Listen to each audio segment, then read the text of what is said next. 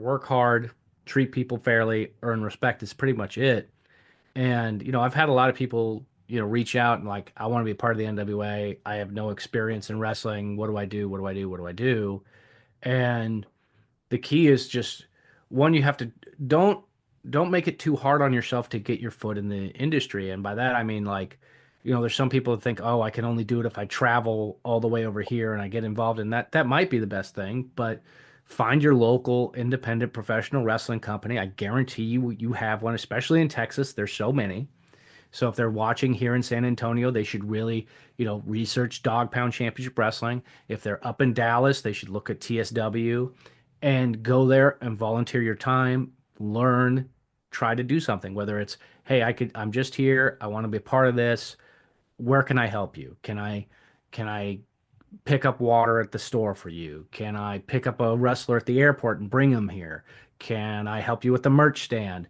If you have a different skill set that could possibly be used in one of the many things that you need to do in pro wrestling, maybe you could offer that. There's a lot of people out there that have fantastic Photoshop skills and they can make graphics. If you go to any promoter up there and be like, hey, I'll make you graphics for free. I just want to learn. I want to be a part of it. Let me show you what I can do for you. If it's successful and what you're making is good, eventually you'll start making money doing that and you'll become an integral part of whatever that organization is.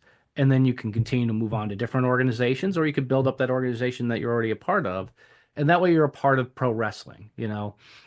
That's sort of the secret to the success. And it's wrestling is a kind of a weird thing because you can't do that in really with other sports. I can't just go to Dodger Stadium as a guy from Los Angeles. That's what I'll go for. I'll go to Dodger Stadium and be like, I want to work here for free. What can I do? And it doesn't probably won't lead to you eventually being in the office with the Dodgers. But in pro wrestling, that's kind of how it is. You have to just kind of start at this bottom level and work your way up. And if your goal is to be a broadcaster like I am, or, things like that, well, come up with a professional character and maybe you could start doing interviews with some, companies and stuff. Just do some stuff in the back. Bring your own stuff. Like the technology is so affordable nowadays. Like just think of it the way we're doing it. We're having the Zoom, in order to have this podcast. You could take an iPhone and a decent road mic and do interviews, and it sounds good and it looks professional. And you could be added into a broadcast or be part of the social media that's there. And so it's just about going out and doing the work, getting the hustle. Like, Javier, you emailed me and you asked, can I be on this thing? It's having that level of hustle of just like, hey, here I am. I'm not gonna make any money doing this, but I want to do this. I think it's an important part of, my life.